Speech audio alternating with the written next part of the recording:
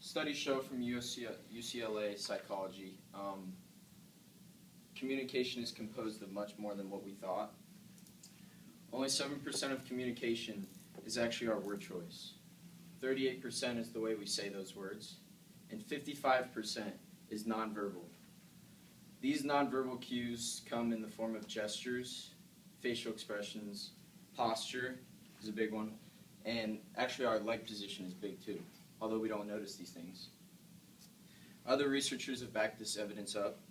Rob Imbledy and Nathan Rosenthal in 1992 concluded that communication is 35% more accurate when the body is used with the facial expressions, as opposed to the face alone. Brad DeGelder showed that emotion is increased significantly when the body and hands are used in our communication. So the way we express when we use our hands, we express ourselves a lot more. Sean Wagner showed in 2005 that spontaneous gestures produced in speech reflect thoughts. These thoughts are often thoughts that we don't mention in our speech. So we actually convey what we're thinking using our hands without even noticing it. Many of these gestures include,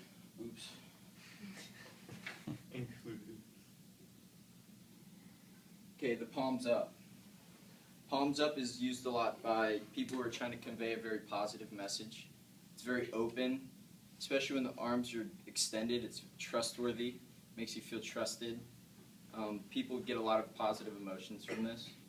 You might see this in the Pope, or Gandhi used it a lot, the open arms. Palms down, on the other hand, is a very confident position.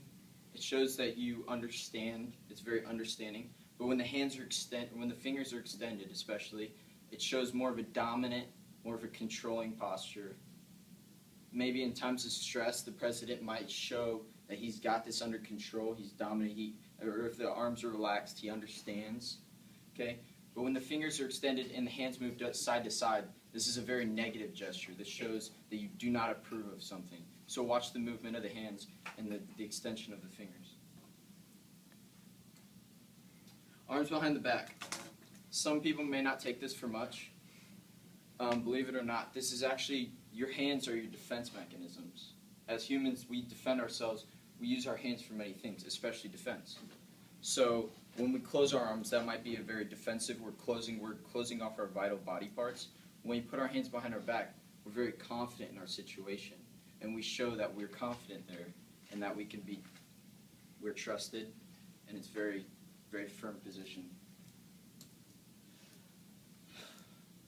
The chop. The chop is used a lot when somebody's presenting or when there's an argument or discussion. The chop is very authoritative, and it shows that you're not going to change your point. Many times this person has their idea, and they're sticking with their idea, but they're trying to show you that they understand that by chopping subconsciously. The point, on the other hand, has many different gestures. If you're pointing directly at somebody, it is showing that you're imposing upon them, and this person is very defiant in the point.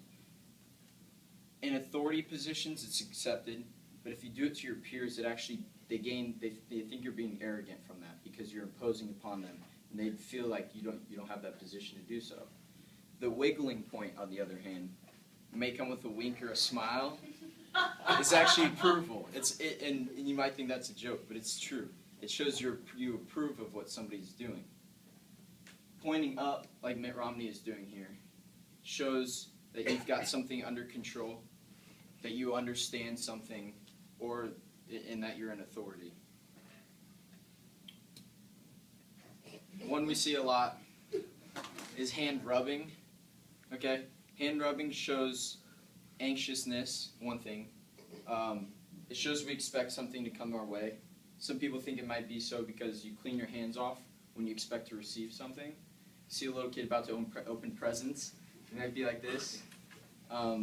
This guy might think he's about to win a bunch of tickets or something, I'm not sure. But very useful. Also what it can show, a lot of times if people rub the top of their hand, it shows greed. So they're being very greedy, and they think something might be coming a lot their way, not necessarily your way. That's a business strategy right there. Oops.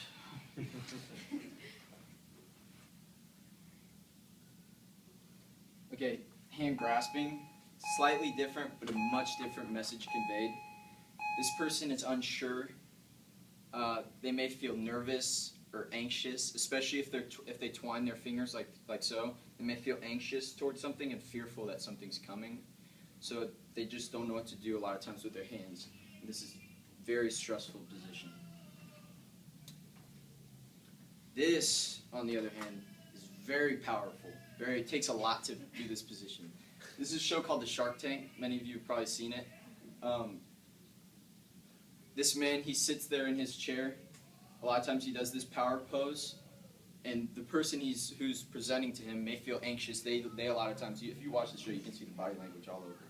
The person presenting is grasping their hands. They're nervous, and he sits there with his power pose, making them feel more nervous so that he can get more out of them. He may ask for 30% of their share with his power pose, and just that signal right there, they just feel like he is dominating over them. Hands in the pockets. This is a very vague signal. It can mean a lot of things. Mostly it is unwilling. Somebody's unwilling to do something. They'll put their hands in their pockets, or if they're unsure, a lot of times. But if you put somebody in a position of stress, if you're asking them like, did you do this? Did you take my money? And they put their hands in their pockets, a lot of times they're trying to hide something from you. Subconsciously, the brain knows that the hands interpret a message. So when they put their hands in their pocket, they're hiding the message so that it's not conveyed to you. So we'll look for that when somebody's doing something. Also, another signal, can I have somebody out of the audience? Jason. In business, we all know that we greet each other with one form, which would be a handshake. Okay? Say I'm your boss, okay, and I greet you, but I want something out of you. Maybe I'm going to lower your pay or something. I might come in and I grab your hand really hard. That hurts, right? Doesn't feel good. The way to counteract this is you squeeze harder than them. Show that you're not going to deal with that. See, that's the way to counteract it. Other people might also do this. They'll come in and they'll turn their hand over yours. The reason for this is the arm is weaker at this position. You don't have much leverage. I have the leverage over you. You see that? And automatically, our brains are communicating right there. And it's showing that I have dominance over you.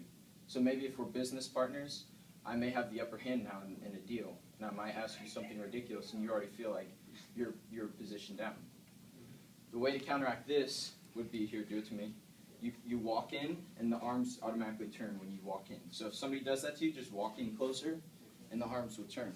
And that's how you negate that sign. Okay? It's very fun. Thank you, Jason. When interpreting body language, though, what we can get from this body language comes from the 3 C's. The first C being context. What is the environment you are in, and what is the environment of the other communicator? Just because somebody puts their hands in their pockets doesn't mean they're hiding from something from you. Or that if they put their hands behind their back, they may not be as confident as you think.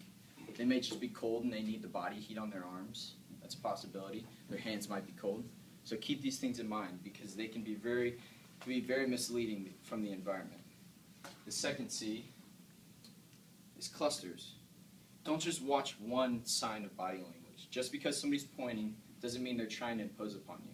They may do other things, and if you were to just go off of one sign, you will not even get close to the message that the person is trying to convey. But if you watch the cluster of messages, you may be able to interpret the full meaning from what they're trying to tell you. And finally, and the point of my presentation, is there congruence. If you've observed this person's body language, and you've interpreted a message that they've been telling you, but their words and their tone don't match that message, what is the actual message this person is trying to convey? What are they hiding from you? And what are their actual intentions?